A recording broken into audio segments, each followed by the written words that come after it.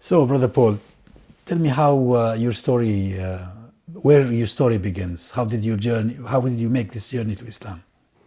So it started probably a couple of years ago now, and essentially through learning about Islam through my wife, in fact. So you met her before Yes, you knew about yes, Islam. yes. So my wife runs businesses of which I used to help support, and we knew each other through work, and it was through a part curiosity, I guess, asking about the religion, about what it entailed, because there's lots of misconception in and around what Islam is and what it represents, and what became apparent very quickly was that there was a lot about giving and about support and charity, and the examples that my wife to now was giving me were quite incredible. You know, some of the work that she's done in terms of support, particularly during Ramadan, is incredible, and you couldn't help but be drawn towards that. And certainly, personally, I have a predisposition to look at how do you work with local communities, how do you do things to help better other people, and to see something that she was doing that without any form of response or any, I'm trying to think of the word now, but any form of Without expecting rewards. well, yes, exactly that. Rewards, or indeed any form of recognition from anybody. It was just done, and there was something incredibly, I guess, unusual about that. And So this was your first encounter with Islam when you met your wife. Oh, before you met her, of course, before you were married. of course, yeah, yes, but certainly I had very little understanding about it.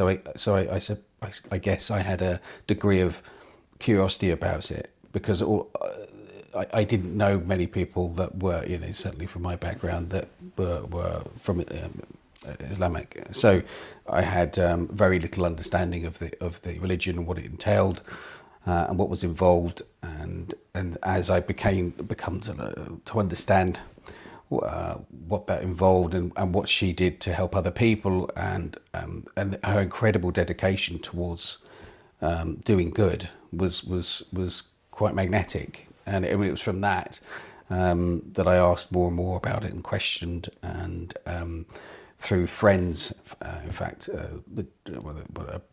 Brother Farouk, a gentleman that took me to the mosque in Mayfair, again spent a good part of a day with me, talking me through the principles of Islam. I haven't retained it all in all its detail, but certainly it was incredibly interesting, and certainly from my past, I wasn't particularly religious, and certainly had lost. What was your background? I mean, My background, so my parents are Irish, and so they were brought up as Catholics, but not really practicing. And so I think over the years I lost any real connection with religion.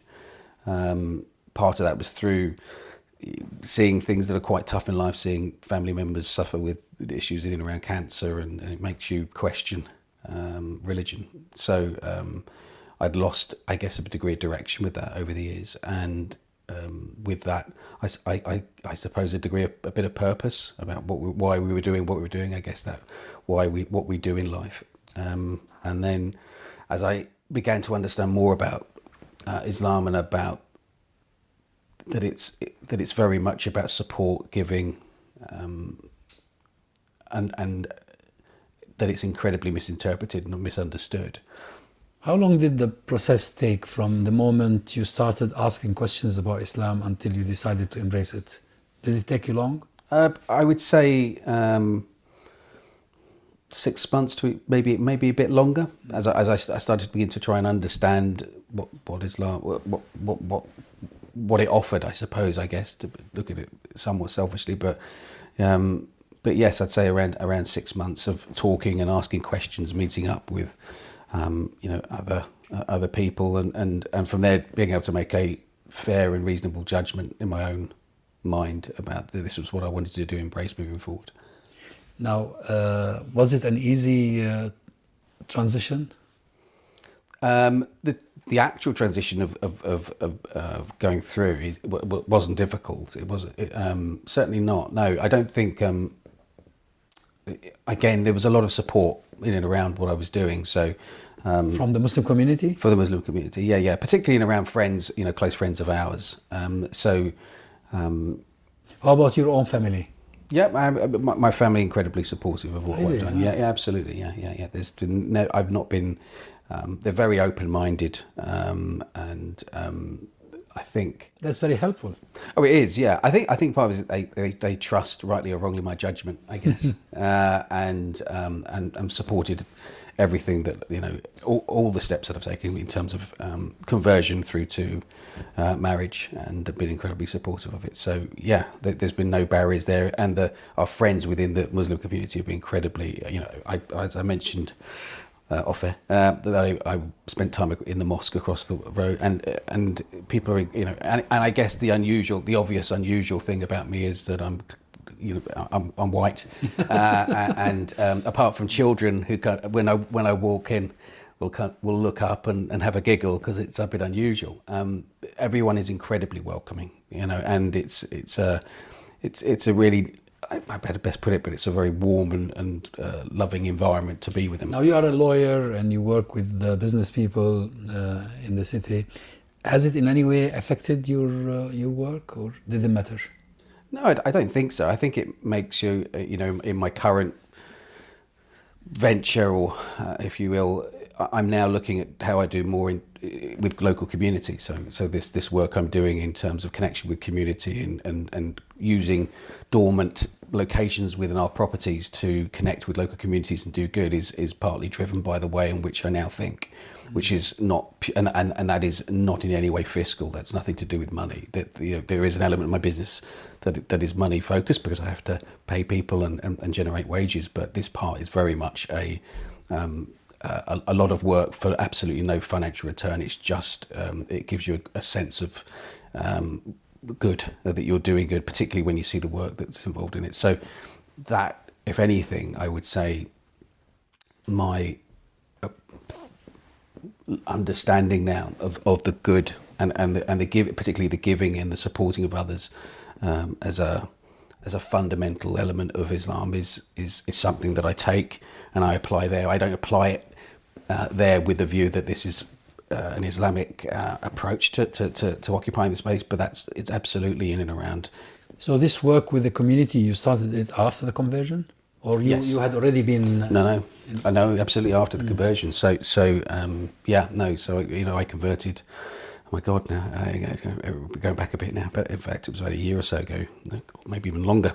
I can't recall the exact date, but no, I converted, and then within a few months of that, started to decide that there was more that I could do in my job that went beyond simply the commercial elements of my role, and that's when I started to develop the understanding of how I could work more with the community and do this and undertake this project, which is expanding into looking at things like training and developing displaced teenagers and other things, and none of these things in themselves make money, but as we know, if we do good, it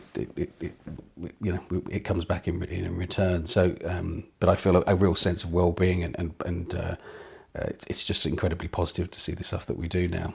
But it's very much driven by the ethics and the process of thinking around Islam. Now, in your line of work, have you met other people who made similar journey to Islam? No, not really. No, if I'm honest. I mean, there's I work because I work with a lot of entrepreneurial individuals. A lot of those are Indian or indeed Pakistani. I interestingly, I work with other Muslims within the community and help support and develop. Within the Muslim community itself. Absolutely, yeah. But no, I mean, I don't know of anyone else who's gone through it, which I suppose could you perceive it to be a bit more daunting. Because it's not typical, I guess, of a 40-odd-year-old man, Irish heritage to convert. But for me, it felt like I felt it was the right thing to do, and I haven't looked back. Now, about perception of Islam, do you encounter people within the society at large who give you an impression that they have certain misunderstanding of Islam, and that leads to a discussion, or you try to avoid any such discussions in public spaces? No, I tend to sort of deal with them head on, if I'm honest. Yes, I do come across it, and it's predominantly driven by a great deal of ignorance. So I don't see it as a direct attack. I think it's just they don't understand and they have a very poor perception of predominantly piecemeal information by media, I suspect. So I do my best to, I guess, explain from a perspective or a background that I come from about that it's not as you would perceive. This isn't all in and around the poor perception in and around sort of the violence that goes in and around it. If you consider my background is Irish. The IRA were pretty prolific in the 80s, and it's not unusual to be part of a group that were tarred with a particularly unfair brush. But I do my best to help them understand that things aren't as they would appear, and all I ever see, and I give them examples of the good that I see that's done within the community and the support that's given, and the period during fasting, and about the good that's done during that period is incredible, and give some examples of that. And many people don't know or understand it. I'm not even sure everyone always believes it, but nevertheless, I keep sort of pushing the message. But I think it's important that you address people's misconceptions about anything. And this in particular is that there's much misconception out there. From my conversations with people, I find that one of the challenging things is the ability to really make a distinction between Islam and the Muslims, because regrettably there are Muslims who behave badly. Of course. And such bad behavior when it comes out of Muslims definitely reflects negatively on Islam as well as on the community. So for people who make their journey to Islam, it must be tough when you love the deen, or you are impressed by the deen, but you are not so impressed by certain conduct. There is that.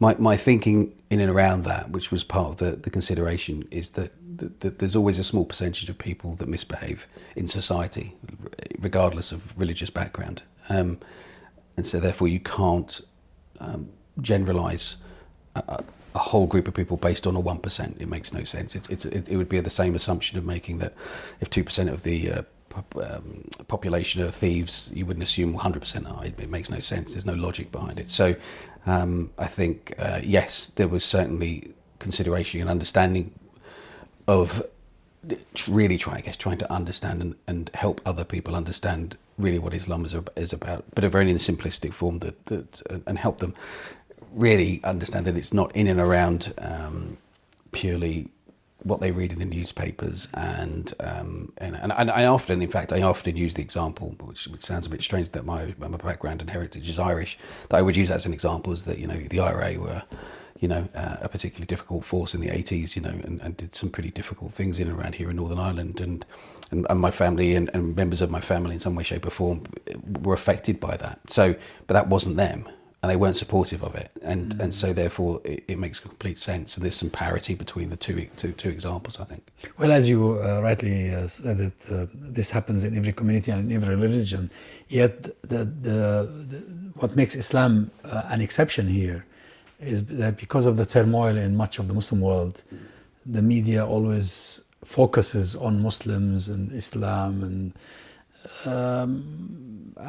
therefore there is a lot more interest in what the Muslims are doing compared to what other religious communities are doing. Yes, and I think as you become aware of that, it becomes more apparent. So I mean, one of the decisions both myself and my wife made was we don't watch the news.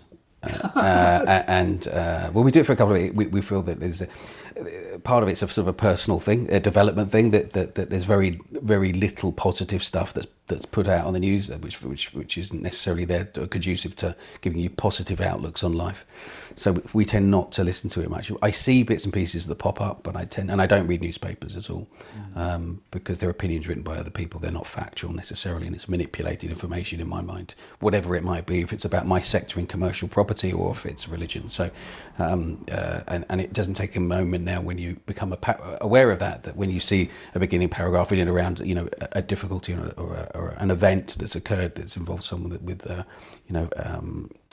marked as an Islamist in some shape or form. It starts off, the paragraph starts off, in that way. But yet, if someone was to, commit a crime down the street, they wouldn't start off, local Christian boy, So there are certainly. The media has a lot to answer for, so I've made an absolute conscious decision to avoid the media, and therefore not because I want to be ignorant of it. I like to know what's going on in the world, but I like to be able to make my own judgment, opposed to being swayed by somebody else's perspective, which is about trying to create some fear and shock. So therefore, you read it and you buy it, but I think it's dangerous stuff that does nothing positive for society. So I avoid it. Some of the brothers and sisters I've spoken to tell me that at a certain stage after converting to Islam, they felt lonely, either because they had trouble with the family or because the Muslim community wasn't helpful enough. Yeah, it doesn't seem to be what happened in your case. No, I think I'm not sure. I think. Did you feel that loneliness at any? No. I think no, not at all. I think I mentioned brother Farouk, who was incredibly supportive throughout it, and So I think I had a great support network around me, and that's just continued on. So when I got married last year, that just continued. I think again that there's always going to be a degree of skepticism, again, because it's unusual to see someone who's white converting to Islam, but it's got to be my decision for my reasons and not based on my skin tone. So there'll be some people who will probably find it harder than others, and but I think interestingly, I always take a view that when people get to know you, suddenly you're not just a white individual that's converted to Islam. There's more texture to it and more understanding of it, and as a result of that. We have a great number of Islamic friends who visit us and spend time with us, and as I say, we'll go to the mosque, and we meet regularly, and so there's a real sense of community, but more so family, which is really quite refreshing, which is something that I was looking for. I think that must have helped a lot, because it's not just that you've become a member of the Muslim community. Mm-hmm. Socially also, you've because of the marriage. Yes, that helps a lot. Yes. Maybe in your case, you didn't feel the need necessarily to look for other converts to see them or to link up with them. I found this in some of the cases I've spoken to, that it helped them to find other converts and link up with them. Mm-hmm. Simply because they did not find that inroad into the Muslim community, right, in their neighborhoods. Yes, I think probably in part that my wife has one at this home opposite a mosque. It makes it a little bit more accessible, perhaps. And yeah, the mosque is just next. Absolutely, the mosque is the in-laws are across the road as well. Mm-hmm. They're about just opposite the mosque as well. So everyone's very good. And the sisters, my wife's sisters, are all within for 10, 15 minutes of here as well. And there's 7 of those, and there was kids, and there's so yeah. There's no lack of contact within the community. But equally, there were people, when I went through the conversion, who have been incredibly supportive and invited us around for food, and so there's been there's been no end of support and someone there, and if there was ever a question, I could lift the phone and ask the question. So if anything came up, and I in no way profess to understand anything at any length at this point, but but certainly if there's anything that's ever come up as a question, there's always someone I can ask the question, and that's quite refreshing. Now, you must have had friends before you converted to Islam. Absolutely, yeah. Are they still your friends? Absolutely, yeah. My friends are. I'm very selective with my friends, and they're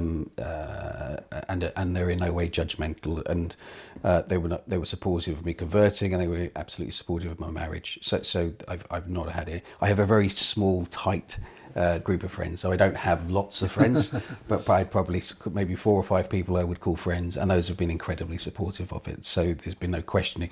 I think people who know me well enough will know that I'll make a decision based on what I believe to be right, but I'll do it because I feel it's right for me. And I tend not necessarily to ask them permission for that. And equally, in the same way, I would respect their views in life. They thankfully respect mine. So I've had absolutely no issues in and around my friends. They've asked questions about what it involves, which I've done my best with the support of my wife and family to explain that. But beyond that, no, it's not changed anything. No. Now, it hasn't been long since you made that journey to Islam. About what, a year and a half? A year and a half, yeah. And a half. And how are you coping with learning how to pray, to fast, the surahs or the verses you need to recite in prayers? Is it tough? It's difficult. Yeah, I must admit, my as you probably can tell, my Arabic isn't fluent. But well, we haven't tried speaking. No. Thankfully, we haven't. It would be a very short conversation. But when I did the conversion, I had to learn the passage of Arabic, and thankfully there are things out there to aid you. So things like YouTube. So there are things out there that can help you gather. Also, when it comes to prayer and indeed fasting, my wife is my guide with that. And her brother and her family have been incredibly supportive. So, myself and my wife will pray together. And I'll on occasion I'll do something wrong and I'll be corrected, and then I'll do it right. But no, I don't think it's hard. I think if you're dedicated enough to anything, you can get it right. I think it's just a case of practice, and it becomes habit. But no, I tend to lean on my wife a lot about understanding, and I'm always questioning her on various bits and pieces that I'll have read, and I got a great copy of the Quran when I converted, which thankfully is in English in red underneath the Arabic. So I can ask lots of questions in and around that. But no, I think had I not have the support network, I think it would be very, very difficult, incredibly so. But I think there are a lot of resources out there now for you that are digital. That aren't necessary, that aid you, and also lots of information in helping you understand it, but nothing like having family members supporting you through that process. Now, I suppose this is your second Ramadan? This is, yes. So last Ramadan was your first? Yes, so tough. How did you find fasting? Yeah. Especially with the long days? Yeah, not easy. Not easy, but I suppose, again, I think the difference is if you're alone doing this, I can imagine it being very, very difficult. I think the fact that it becomes interesting. Interestingly, the thing I found around Ramadan is that everyone becomes much closer. We have daughters and son-in-laws, and everyone is going through the same process. So it's not a lonely.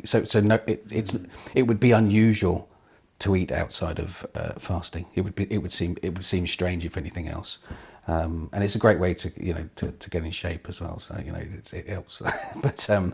but yeah, it's not hard when the people around you are following that regime. I think it would be harder if you were turning up and everyone was eating various times of the day. But no, it's not difficult. It's a discipline without question. It is. And I find keeping busy works. If you're keeping busy and focused on work or throughout that time, it's not too bad. But no, and then just we break fast and we eat well, and then usually go to sleep.